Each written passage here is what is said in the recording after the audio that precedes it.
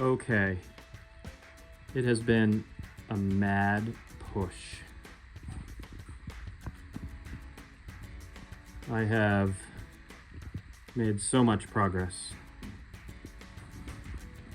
There's now coolant in the engine, no leaks. It took, a jug and a half to fill it up.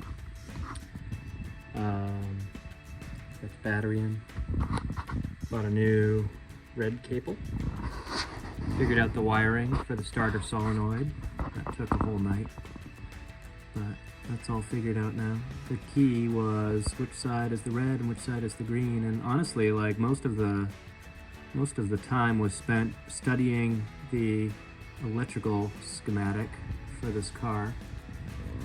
I've actually spent a considerable amount of time studying the electrical schematic for everything. But at this point, we've got all fluids in, no leaks, filled up with oil. I've run the accelerator cable and the choke cable. I've run the hood release.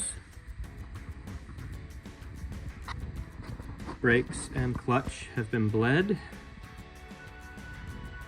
That took a whole night all by itself. And we've got a lot more going too. Carpeting is in. Didn't have enough for the trunk. Gonna get back to that. Got shifter in, and I've hooked up all of the circuits back here. All of the circuits have been tested. The only circuit that's not currently working is the brake lights, which is unfortunate. It ended up being a combination problem.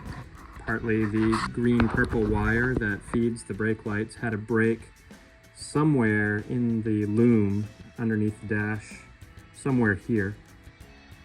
So that took a while to figure out. And then when I finally figured out that by jumping a wire from the connection point here, I jumped all the way to the power, the green wire power here, and I saw the taillights go on. So once I figured that out, then I hooked the jump wire up to the switch and pressed the brake pedal, expecting to see the lights go off or go on, and the brake switch was bad. Brand new brake switch.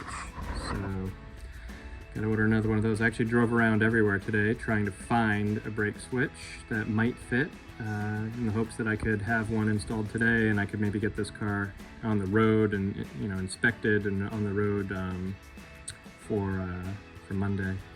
But that's not happening, so I've got to put an order into Moss and get that set. So we're in pretty good shape though. Made some progress here on the front. Got the chrome bumper on. I still needed the nuts to secure the bumper, but the bumper's on and it looks great.